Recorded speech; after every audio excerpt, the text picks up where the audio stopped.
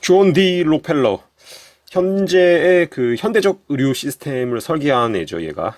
그러니까 지금으로부터 대략 한 120년 정도 전만 해도, 그러니까 19세기 후반 정도만 해도 이 미국에서는 아주 다양한 방식의 그 어떤 의학적인 치료가 이제 이루어졌어요.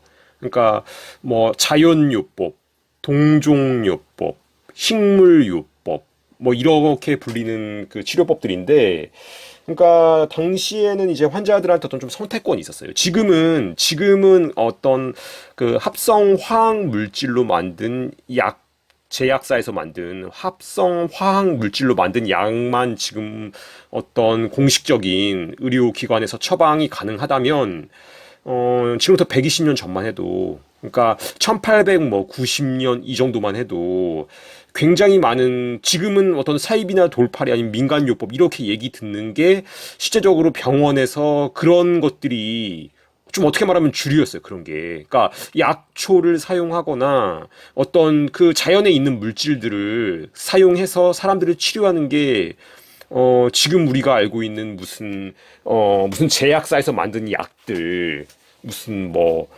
무슨 약, 뭐, 이름 뭐 있을까요? 뭐, 이를테면 뭐, 비아그라, 노바백스, 뭐, 이렇게 어떤 그 합성 화학 물질로 만든 약들, 특허가 있는 그런 게 아니라 자연 물질로 치료를 했어요. 근데 이게 이제 19세기 말, 그러니까 아까 말했던 한 1890년대 말, 그 정도부터 지금의 이제 현대적 의학이라고 불리는 게 출현하게 되죠. 이거는 이 어떤 아까 말씀드렸지만 합성 화학 물질로 만든 약을 처방하는 게 기본이에요. 그리고 이런 어떤 합성 화학 물질에는 기본적으로 이제 당시 기준으로 수은이 들어갔어요. 수은이 들어갔고 이 부작용이 있어요. 항상 이 합성 화학 물질로 만든 약은 항상 사이드 이펙트 부작용이 있는데 이 정작 이제 이런 시스템을 만들어낸 록펠러 얘는 그런 화학약품을 거부했죠. 얘는 그 자기 주치의도 이 동종요법 의사였어요. 동종요법. 그러니까 동종요법은 간단하게 말해서 그냥 약초로 치료하는 거예요. 약초. 자연물질, 약초 같은. 약초로 치료하는 그 의사를 자기 주치의로 뒀고, 얘는 이제 자기가 소유한 제약사에서 만든 그 화학물질, 합성 화학물질 약품을 자기는 섭취하거나 주사하는 것을 자기 몸에다 거부했어요. 자기는 정작. 근데 이 왜 그렇다면 이렇게 했는가? 이게 이제 특허권 때문에 한 게 또 상당히 있어요. 그러니까 이런 어떤 자연 상태에서 존재하는 물질들, 이를테면 이 개똥쑥으로 그 중국에 있는 그 사람이 의사인가 개똥쑥인가 이걸로 그 노벨 의학상을 뭐 노미네이트 됐던가? 그러니까 정확하게 기억 안 나는데 이 개똥쑥에 어떤 항암 성분이 있어요. 그러니까 그런 식으로 우리가 지금 잘 몰라서 그렇지 자연계 안에 존재하는 어떤 물질, 그러니까 어떤 뭐 이를테면은 뭐 마늘의 효능, 마늘 무슨 개똥쑥 아니면은 뭐 다양한 그 약초들 그런 거 안에서 어떤 성분을 추출해서 만드는 어떤 약들 그리고 아니면 그것들을 이렇게 어떤 가공해서 복용하는 거 그냥 채로 그러니까 이런 방식으로 하는 것들은 특허를 낼 수가 없어요. 자연 물질에서 있는 걸 그대로 약품화 시킨 건 특허를 낼 수 없는데 이 특허를 내야지 이 약을 그 특허 기간 동안 굉장히 고가로 팔 수 있거든요. 그러니까 이렇게 하려면 천연 물질은 안 되고 합성 물질만 특허를 받을 수 있기 때문에 이런 어떤 합성 물질 기반의 의료 시스템을 만들고 그걸 자기가 소유한 제약사에서 특허를 걸어가지고 뭐 한 특허가 유지되는 한 2, 30년 동안은 그걸 되게 비싸게 파는 거죠. 그러니까 이렇게 이제 디자인을 했고 얘가 이 대표적으로 하나를 이제 들어보자면은 그 혈압약 이 혈압약은 이제 그 평생 복용해야 되죠.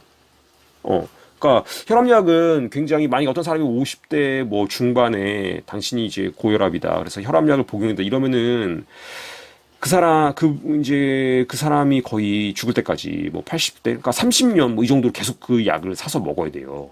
그러니까 이제 제약사 입장에서는 이제 이게 엄청난 캐시카우죠. 그냥 이제 장기적으로 쭉 돈을 벌게 해주는. 그러니까 이렇게 이제 디자인했는데 뭐 좋다 이거야. 그게 그런 약이 아무런 진짜로 어떤 효과가 좋고 아무런 부작용이 없다면 이런 시스템도 뭐 동의하겠어. 근데 부작용이 있다는 거예요, 문제가.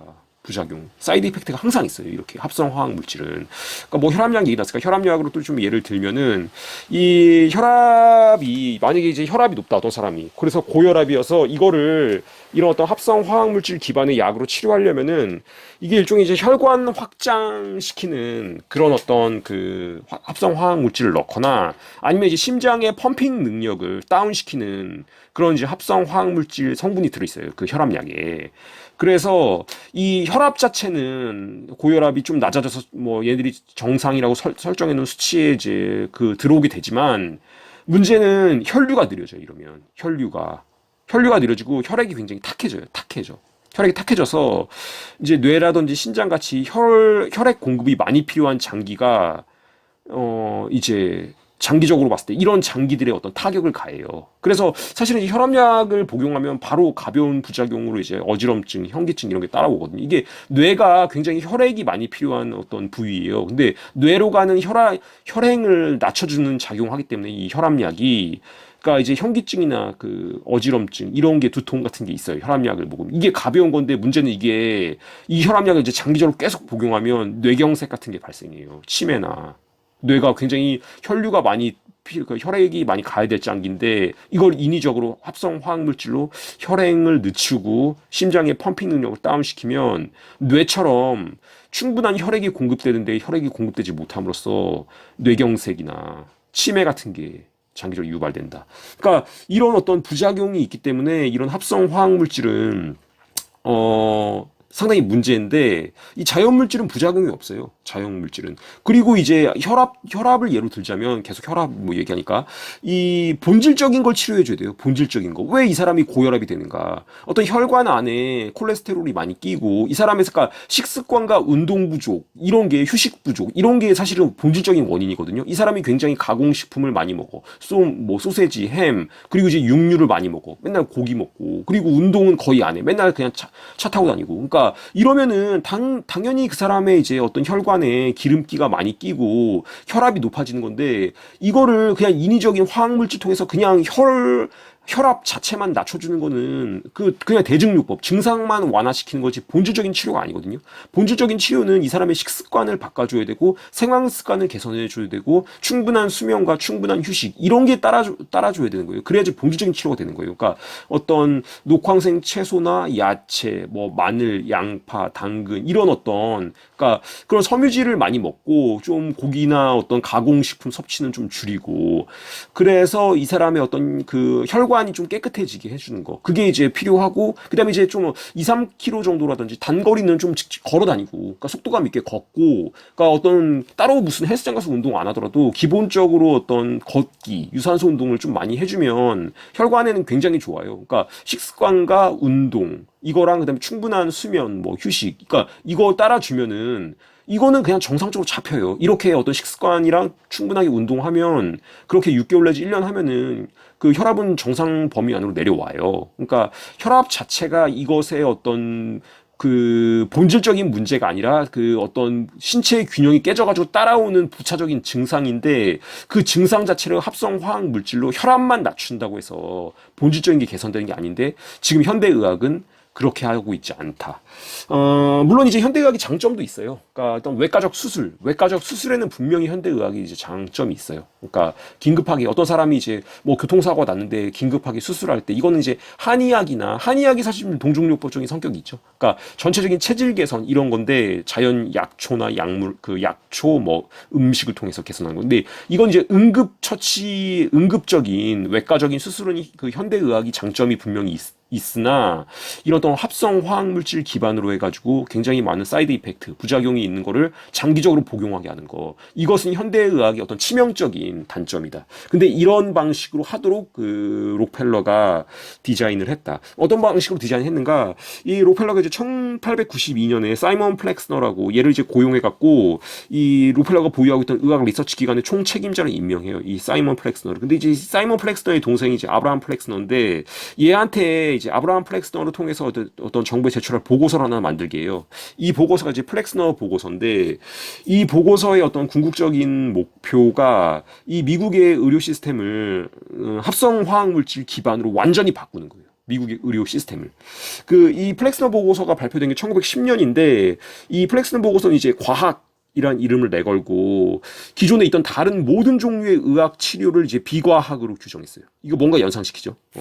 과학, 그러니까 우리만 과학이고 나머지는 비과학이다. 이건데 그러니까 어떤 약초 기반의 자연 물질 기반의 의학을 자기들과 경쟁 구도에 있었던 것들을 다 비과학으로 어떤 규정해버리고 탄압한 거죠.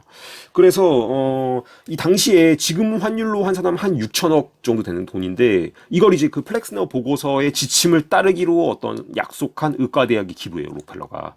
지금 환율로 한 6천억 정도를 이 플렉스너 보고서에 기반한 지침을 따르기로 하는 의과대학에 기부하면서 이 미국에 있던 대다수의 의과대학들이 이런 어떤 합성 화학물질을 처방하고 외과적 수술을 권장하고 장기간 입원을 권장하는 방식의 그런 어떤 의료 교육을 그 의과대학에 다니는 학생들한테 해요.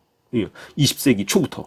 그러니까 대략 이 방식으로 이제 그 의대생들이 교육을 받은 게 이제 한 100년 정도 됐어요. 그러니까 의대생들이 이제 이렇게 교육을 받으면은 이걸 자기가 받은 교육이 이제 어떤 진리로 믿게 되는 거죠. 이렇게 한 지 지금 한 100년이 됐고 이 플렉스너 보고서의 지침을 따르지 않는 의과대학들은 이제 제재를 당하고 심지어는 이제 폐쇄되기도 했어요. 몇 개는 폐쇄됐고 그러니까 어떤 자연요법, 동종요법 이런 거를 가르치는 의과대학이 폐쇄가 되기까지 하고 그래서 이제 어떤 의과대학으로서 계속해서 남으려면은 플렉스너 지침을 따를 수밖에 없는 이런 어떤 구도가 형성이 되고 그 다음에 이제 이거 록펠러가 갖고 있던 어떤 그 미디어나 이런 걸 통해서 이런 어떤 합성 화학 물질 제약사에서 만든 이런 게 처방되지 않는 의료 행위는 모두 다 이제 사이비, 돌팔이 이런 식으로 이제 어떤 딱지를 붙이죠.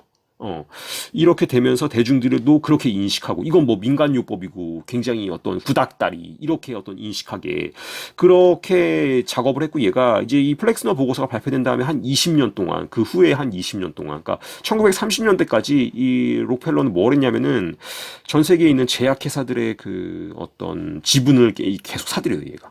전 세계에 있는 제약 회사들을 자기 밑으로 점점 들어오게 하고 이제 지분이랑 운영권을 획득하는데 굉장히 얘가 노력을 했고 그다음에 이제 FDA에다가 자기 사람들을 이제 그 채워 넣어요. FDA에. 그래서 자기가 소유한 제약사에서 만든 약품이 신속하게 승인을 받을 수 있도록 그렇게 이제 작업을 했고 그 다음에 또 뭘 했냐면 이제 의사 면허를 주는 거라든지 병원 설립 이런 거를 이제 그 인가를 내주는 기관 이런 데를 이제 얘가 갖고 있는 자금력을 통해서 이제 매수하고 자기 사람들을 그런 기관장으로 앉히고 그러니까 뭐 우리로 치면 지금 뭐 보건복지부 이런 데서 자기 사람 꽂는 거죠. 그렇게 해서 이 의사 면허를 취득하려면 이런 어떤 지금 록펠러가 디자인한 그 합성 화학물질 기반의 교육을 받고 그것에 시험을 치른 애들이 의사가 될 수 있도록 그렇게 디자인하고 또 그런 방식의 의료 행위를 하는 데만 병원을 설립할 수 있도록 이렇게 해요. 그래서 아예 이제 이런 록펠러식 의료를 하지 않으면 의사 면허를 받을 수 없고 병원을 설립할 수 없게 그렇게 이제 해서 지금 이제 거의 100년이 흘렀죠. 그러면서 지금 현재 그 거대 제약사 중심의 의료 시스템이 이제 완전히 자리를 잡게 됐죠. 그래서 이런 것들이, 뭐, 지금 돌이키기가 좀 힘든 상황이고, 현대의학이 지금 이런 시스템이 돼 있기 때문에 어떤 환자가 주도적으로 어떤 질병을 앓고 있는 사람이 주도적으로 자신이 앓고 있는 질병에 대해서 공부를 하고 본질적인, 근본적인 원인에 대해서 좀 연구를 하고 그걸 본질적으로 치료할 수 있는 방식이 뭔가 그런 것들을 고민해서 하지 않으면은 이런 어떤 지금 현대적 의학 시스템 병원에 가가지고 걔네들이 처방해주면 그 약 먹고 또 계속해서 뭐 무슨 또 검진 받고 약 먹고 그렇게 하면서 계속 쭉 가는 거 있잖아요. 그러니까 어떤 제약회사의 소비자로서 당연히 이런 합성화학물질의 부작용이 따르기 때문에 또 그거와 연관된 또 그 의사를 찾아가가지고 그건 또 어떻게 치료니까 계속해서 이 약에 저 약에 합성화학물질 계속 복용하면서 만성적으로 어떤 쭉 가게 되는, 죽을 때까지. 그런 방식의 의료 시스템이 현대 의료 시스템이기 때문에 여러분이 조금 이런 것들에 대해서 알고, 조금 본질적인 자신이 가지고 있는 어떤 질병이 만약에 어떤 사람이 아프다면 그것의 본질적인 원인이 무엇인가, 이것에 대해서 좀 탐구한 노력이 필요한 그런 시대다. 그렇게 말씀드릴 수 있을 것 같습니다. 그리고 이틀 전에 저한테 구독자님 한 분이 메일을 보내주시고, 제 계좌로 또 후원금을 보내주셨어요. 너무 감사드리고, 또 좀 제가 어떤 이런 하고 있는 일들에 대해서 지지해 주시고 응원해 주신다. 그런 어떤 격려의 그런 마음이 느껴져서 굉장히 큰 힘이 됐어요. 제가 여기 성함을 실명을 밝힐 수는 없지만 그분께 이 자리 빌어서 되게 감사하다는 말씀, 드리겠습니다. 예, 감사합니다.